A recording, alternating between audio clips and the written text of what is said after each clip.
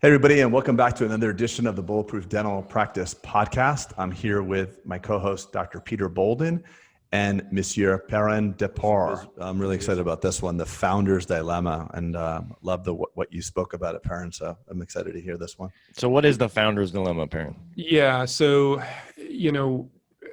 every entrepreneurial dentist, every entrepreneur who finds himself to be a dentist, has aspirations to own more than one practice. And, they start out with a second location, and they're practicing clinically 4 days a week. Then on their one day off, they're, managing the books, being the visionary, negotiating with the supply companies, doing all the other administrative and leadership type stuff. And they love that because they love building a business, and they want to build a bigger business. But, oh, by the way, they're usually a pretty good dentist, and they usually do a lot of dentistry, and they usually generate a lot of personal income and success through that clinical work. From the dentistry, Yeah, exactly. And oh, by the way, they have a lifestyle that's tied to that. None of us do what we do for free, right? And we all like the toys and things that come along with it.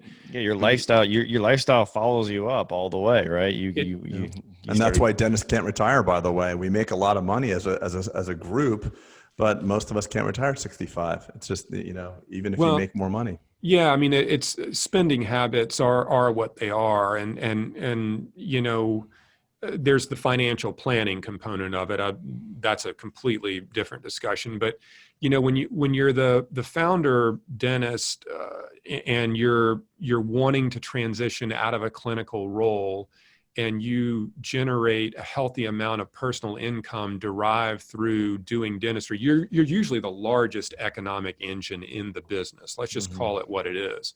And when you want to transition to be the CEO, that clinical work doesn't disappear. I mean, you've got to hire an associate, or maybe two, or maybe three or more, to backfill behind you.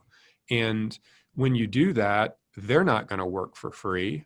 So you have to pay them to do the work that you were doing, but you want to keep the same level of income out of the business as if you were practicing clinically the whole time.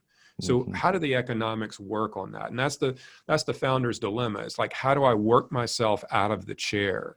And, a lot of it is math. We reverse engineer a lot of those numbers for our clients, and we ask some pretty hard and candid conversations about personal expense structures and financial commitments, on the home front, so to speak, and try to look at the debt service of the business to figure out how quickly can they transition out of a chairside clinical role?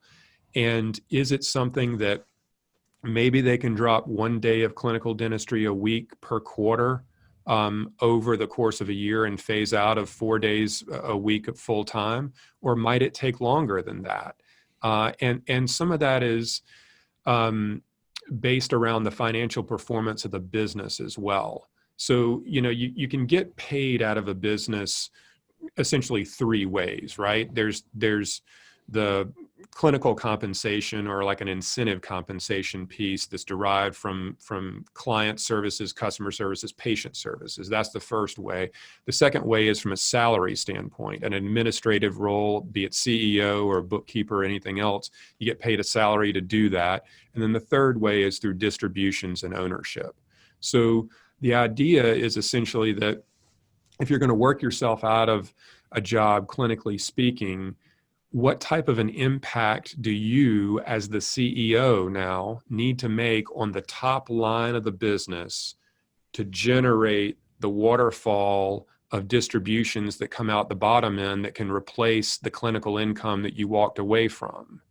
And having that in balance so that you're not destroying the profitability of the business, because now you're now the CEO of a 4-location group dental practice, and that business generates $4 million in total collections. And as the CEO, you derive a salary of $750,000. That's not what we call market wage. So, there's there's So true. ways to kind of work through that process, and it's usually pretty methodical. It's highly analytical, and it doesn't take place all at once. So I think, there's the financial impact to the founder themselves and making sure that they can still pay their mortgage and the kids' school and all that.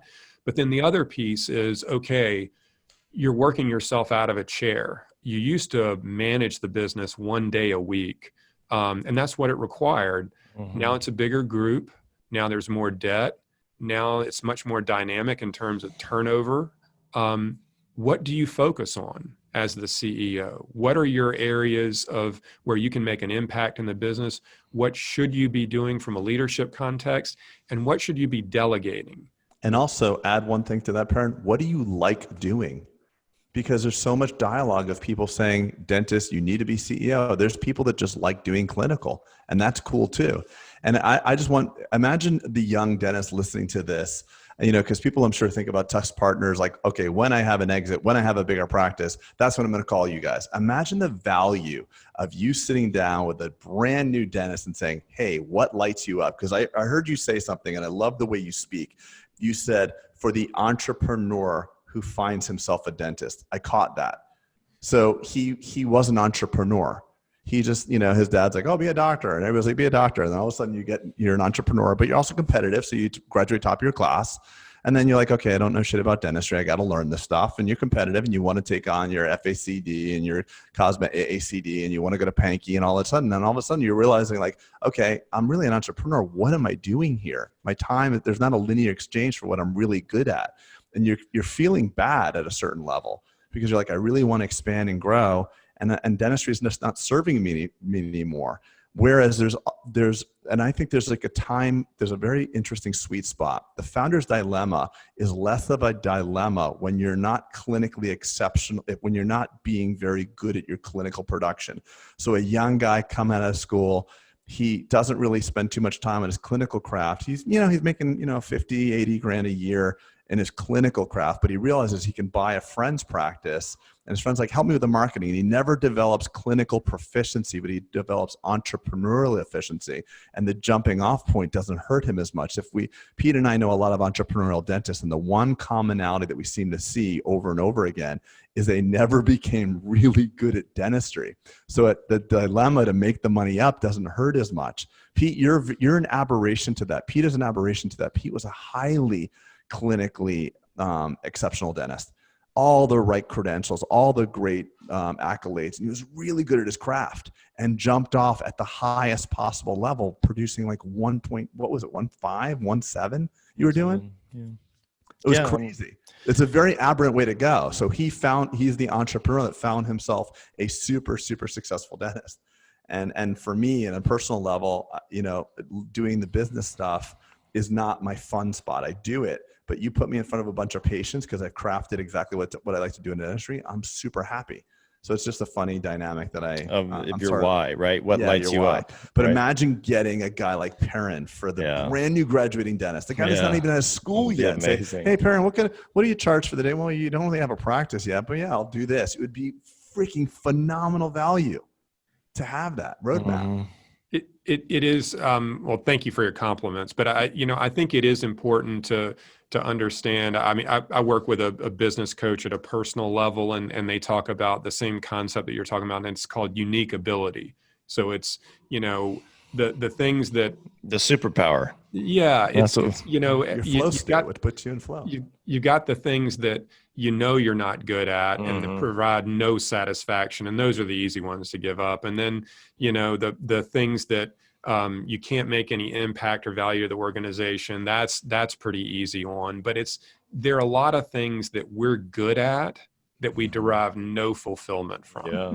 And those are the ones that can be hard to give up. And once you start giving that up and you understand the things that you are really genius at, that get your rocks off, if you didn't even have to pay me to do that, I love it so much. Those are the things where you just hit it out of the park like a groove pitch every time.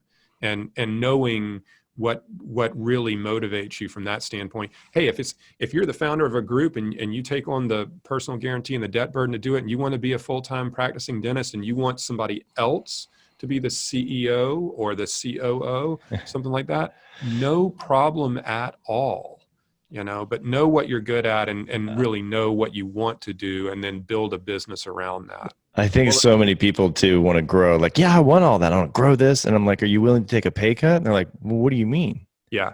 Right. Because you're probably, the linear exchange of time and money, like Craig alluded to, like that's a very easy mathematical thing. If I do, $1.7 million of dentistry a year, I will make this. Very easy mathematical. But how do you backfill into, if you don't want a pay cut, are you good enough where you can create the ecosystem, right?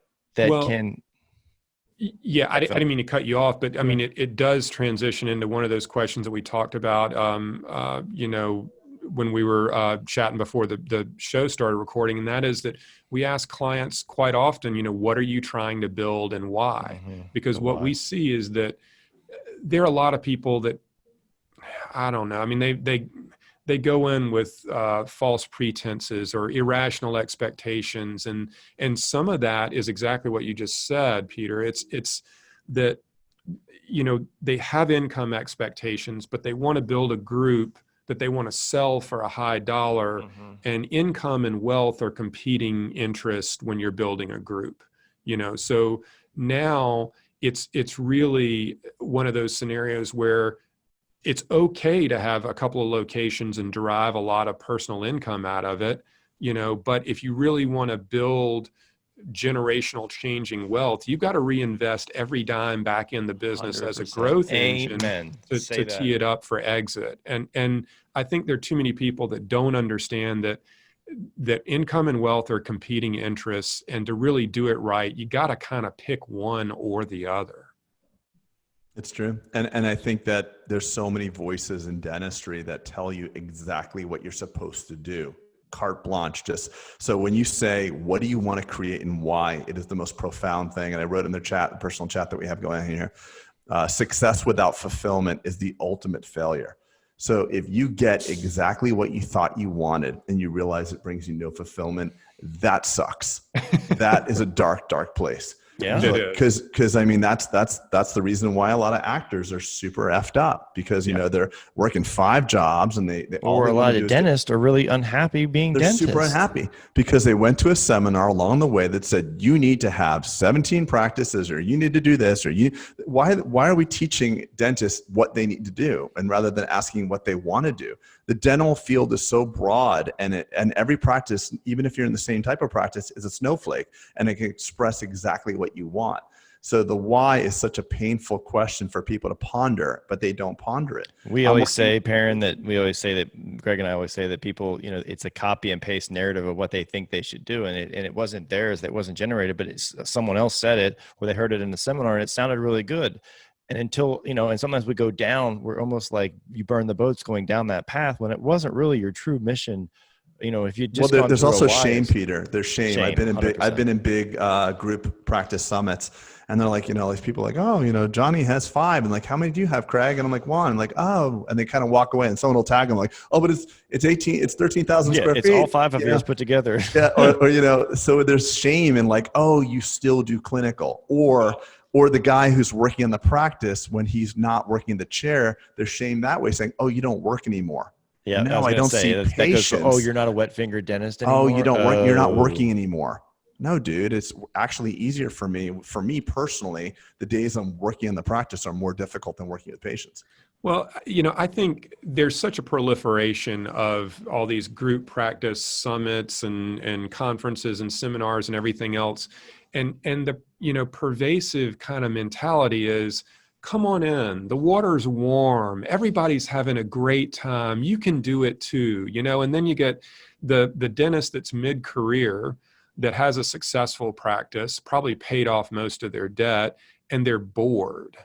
They're bored running the business. It's Groundhog Day to them, and they know some joker that they talk to at the 19th hole.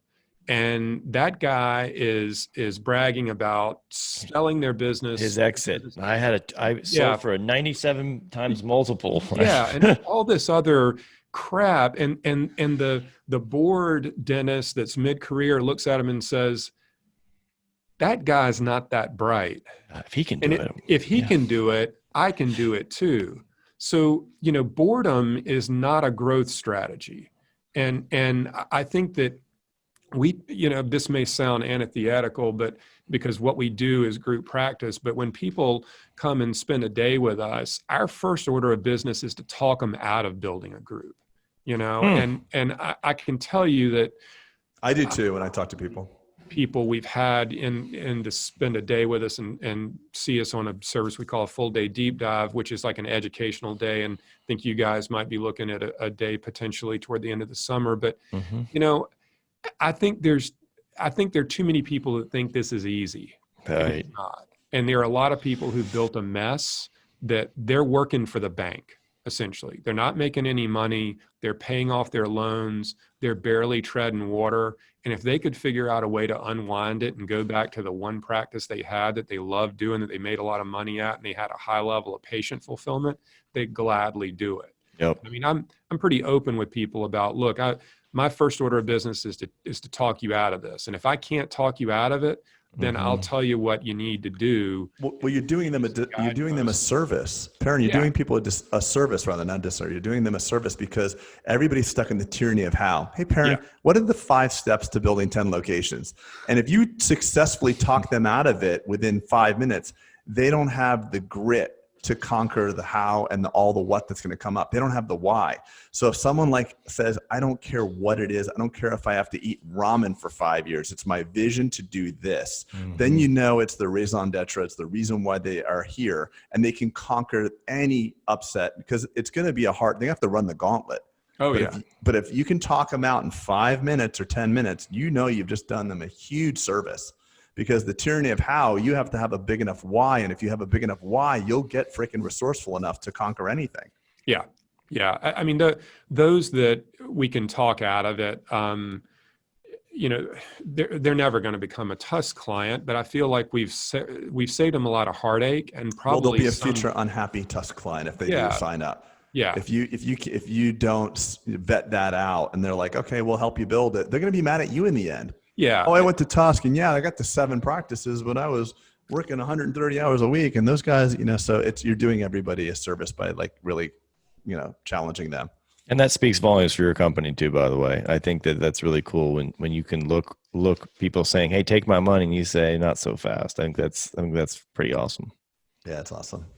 When people always tell me, I've talked to so many people. I talked to this one, I won't mention his full name, but maybe 5 years ago, he's like, I want to build something like you have. I'm like, well, tell me what you do. He's like, well, I work 3 days a week clinically. I'm like, what's your gross and net, blah, blah, blah. I'm like, dude, you actually make, it was like some ridiculous thing. It's like working 3 days a week, 3 employees, gross collections of 3.5, netting out, 1.8. Or 1.9. I'm like, do you like dentistry? I love it. I'm like, so why do you want to do what I do? Well, that way I can make money when I'm sleeping. I'm like, listen. And he's like, I have a job. I'm like, dude, LeBron has a job. LeBron has a job. You know what he makes per minute? $682,000 an hour. $682,000. Yeah. So let's look at your job. You work clinically 26 hours and you love it. So let's think about what your hourly wage is. You could have 7 practices and make less per hour. So I understand if you don't love what you do, let's pivot. But if you actually love it, but you're just mad because the jackass that was 5 seats down the chair, the row in you in dental school who didn't graduate on time now has 30 practices and you're comparing yourself. That's fool's gold, man. You're wasting your time. Yeah. Yeah. It's a great time to be an entrepreneur and be in the dental field for sure. And I think there are a wealth of opportunities out there. And you do kind of have a blank slate a lot of times on what you want to create. But I think just, understanding what some of the guardrails are and where some of the landmines lie and, not making the same mistakes that others have can at least increase your potential for success, your probability for success, but it's not guaranteed either. Yeah. And like my granddad always said, he's like, look, if this was easy, anybody could do it. Right. And right. So it's, so let's get in. Paying for advice, by the way, and just going back to the founder's dilemma and starting with the why, paying for advice, I don't care what they pay, is the cheapest learning you could ever completely have. It is so important. And it's the first step that is completely overlooked. Yeah. And then when you try, I'm sure when you're meeting with clients, well, why? Well, I don't want to get it, let's get back to the how. Like I got 2, how do I get to 3? I got 1 down the corner. Can you help me evaluate that? Well, why? Well, I just, it's incredible. The flip side to that, I'll tell you all real quickly, is that you get somebody that says, you ask them, okay, you want to build a group. Well, do you have exit expectations? And they say something to the effect of, yeah, I want to build this thing up over the next 5 years and sell it for a net $20 million walk-away number, and net being after taxes and after debt proceeds. And at that point, you reverse engineer the numbers and tell them, well, you just need to acquire 10 practices per year for 5 years and grow it to this level. And how does that sound to you? And they're like, well, not realistic. Okay, well, maybe your expectations aren't realistic. So let's talk about what is. And because everybody's talking a bunch of crap, by the way, too.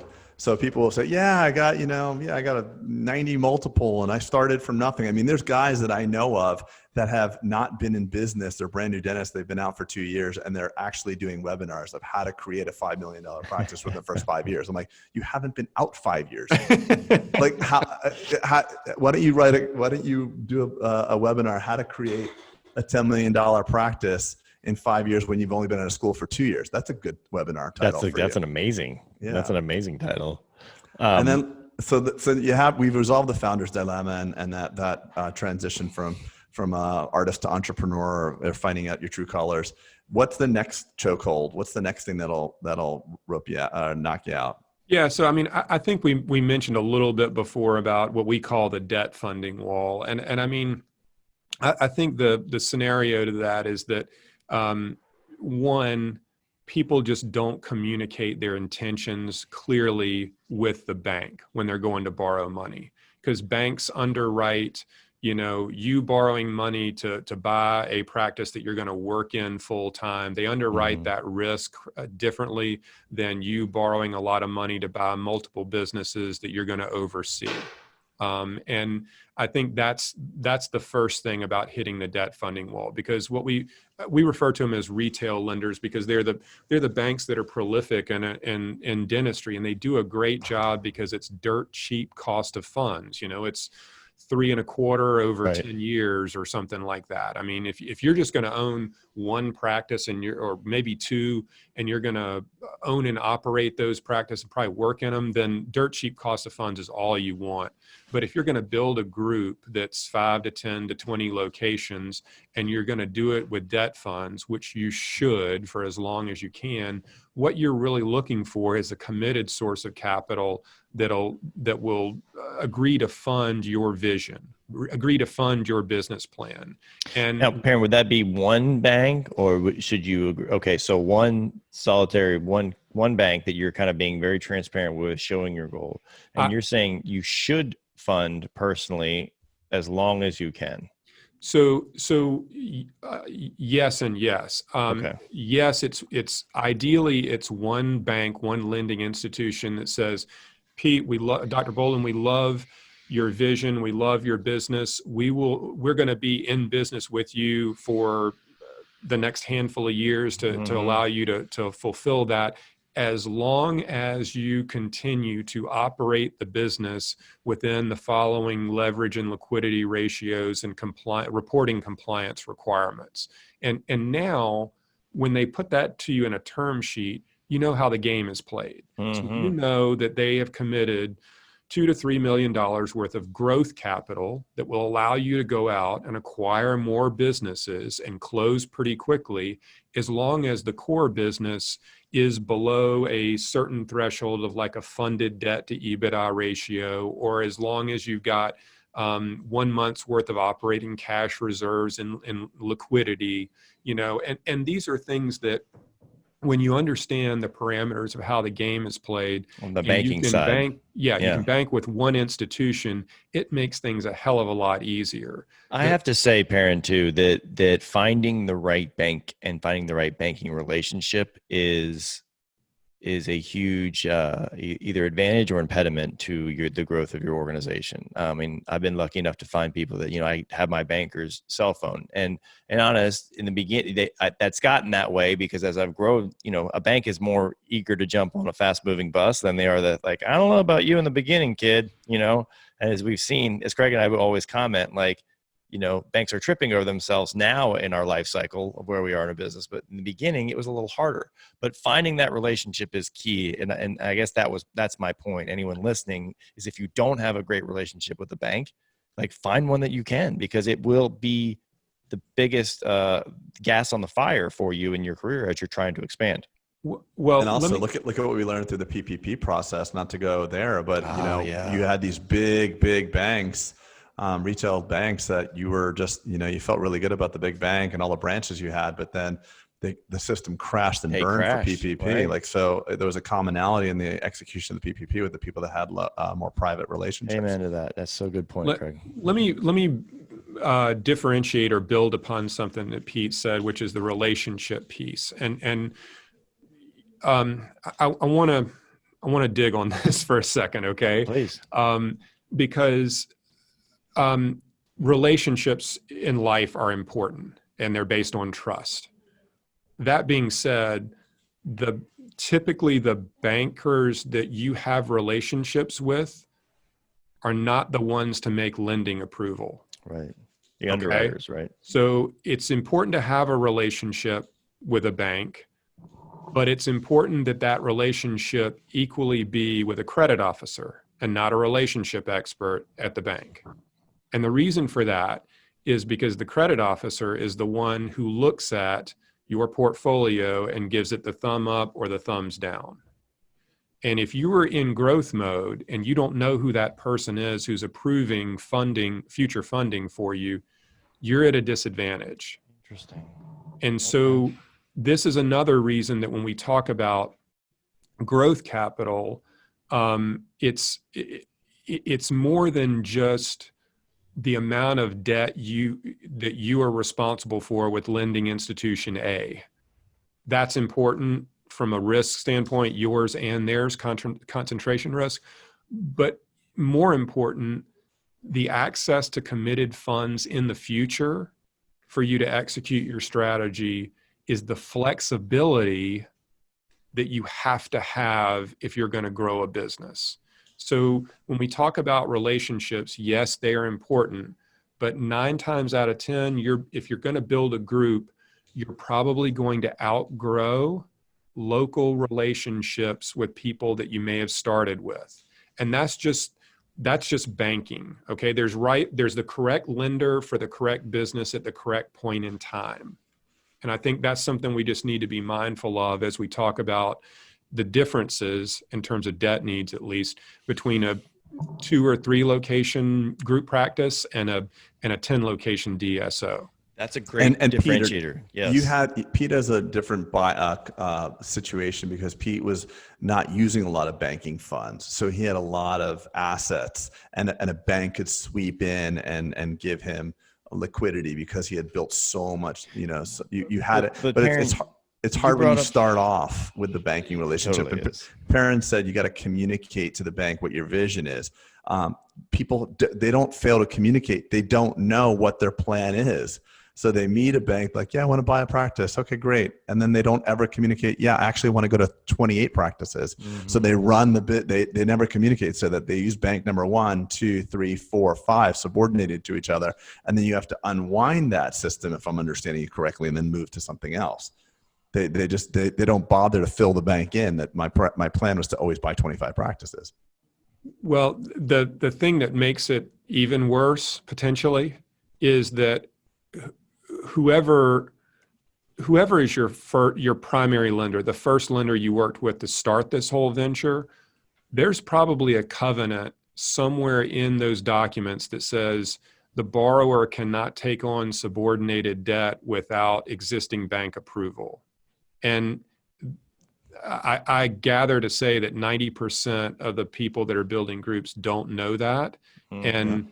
And usually usually, if you're paying your loans, the bank's never going to call it. Right. But they However, if you are in violation of that covenant, they have every right to. Right. So why create a poison pill in your debt structure that could literally be the Achilles heel of the business, just because you didn't take the time to lay out your business plan and communicate on day one? Because if you tell the banker, look, hey man, my goal is to acquire 2 a year for 5 years. I want to be the owner of a 10 location group. The bank very well may say, look, good for you. That's not the business we're in.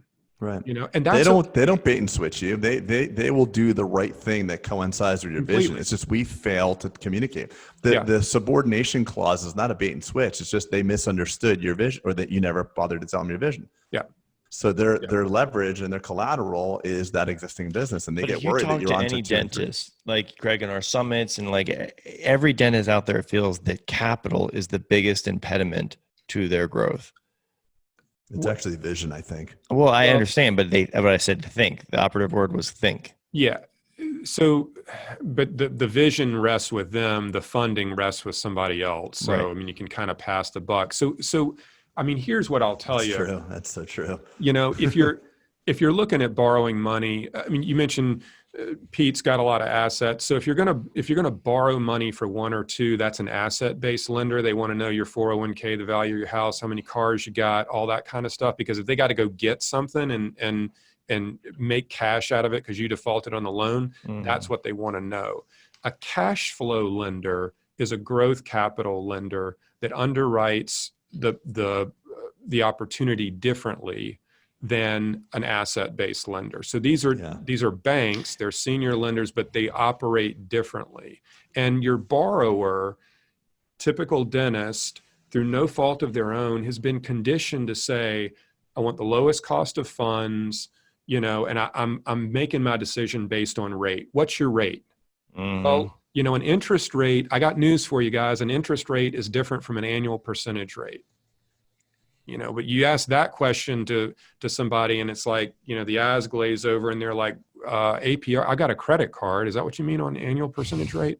No, I'm talking about the true cost of funds, the loan origination fees and filing fees, all of that lumped into one, plus the cost of compliance. So do you have to furnish annual CPA compiled annual financial statements, or is it quarterly?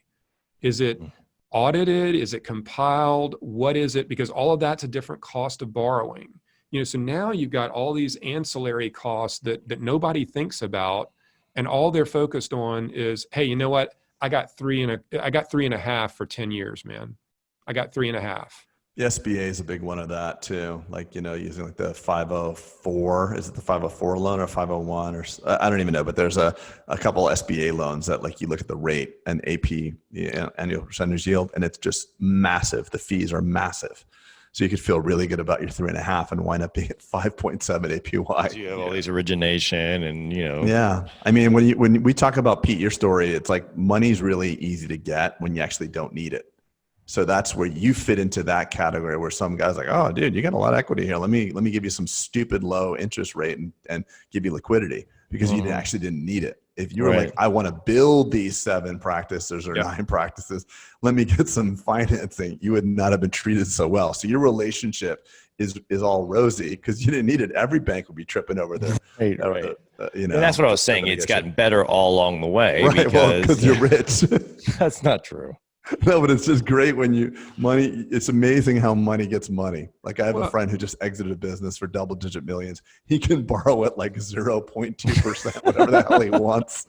So he's doing like hard money loans and stuff. Yeah, because I mean, like, okay, so Pete's business is prolific and it's throwing off a lot of EBITDA. And if he's carrying, very little debt right now, the bank says, look, he's at a funded debt to EBITDA ratio of less than 1.0, and we're good up to 2.5 to 1. So he's got a window now to operate. There's a difference, Perrin. I had to shift though, and that's what I was talking about, certain banks in your life. So I had to kind of pivot to a different lane to go into kind of a more of a commercial division that was based on the things you're saying, right? And I said, because my first bank was saying, they're like, look, we're kind of uncomfortable. You're hitting the ceiling, so to speak. And I don't know what that meant, but I thought like that was it for me. And then I kind of find out that there's another level of banking that's based on the meritocracy or but your assets, it's your properties, it's and everything. all the formulaic stuff. It's a portfolio of your assets versus and they're your like, business. And I said, well, how long's the runway? He said, there is not one.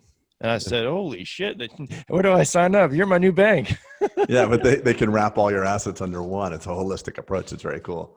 Yeah, But I mean, you got to change your relationship and move everything to them for sure. Yes, but I did. They got a runway that's usually $25 million or something like exactly. that. So, I mean, it's tough to outgrow some of those lower middle market lending opportunities unless you are just on, unless your goal is to grow 5 to 10 practices a year, in which case you're probably looking at mezz structures and things like that. But I mean, or just going straight private equity at that point. Yeah. Perrin, I appreciate how you lean into the industry. I am looking forward. Hopefully, like as you alluded to, Craig and I are coming to learn more with you guys, and just, it can't ever hurt to surround yourself with guys like Kevin and yourself, and just learning this dance, because none of us have it figured out. But it is nice to surround yourself with the right people. So I'm looking forward to hopefully that coming to fruition. And I just, like I said, you're doing great things for our industry. So I appreciate that. I really appreciate the kind words, and obviously the two of y'all having me on today. It's a real honor to be with you, and I'm not bashful about saying that I work with some truly brilliant people, and I'm bringing the average down around the TUSK ranch for sure. So, appreciate y'all having me and us on. It's been a lot of fun, and look forward to the next time, and hopefully seeing y'all sometime soon. That's right. Too. Yeah. In person, we're even way more dynamic, aren't we, Craig? Oh yeah. We'll make sure the padded room is available when you come to Charlotte. Good. I'll just have to decompress in there for an hour or so. That's right. That's right. Yeah, Perrin, what an honor to have you here. Thanks for all the insight, and thanks for what you do for dentistry. It's you're really helping our profession a lot. So appreciate who you are and why you do it. It's awesome. Thank you, Craig. Thank you, Peter. The honor's all mine. Y'all take care. Welcome, pal. Over and out. All right. Thanks. See you guys.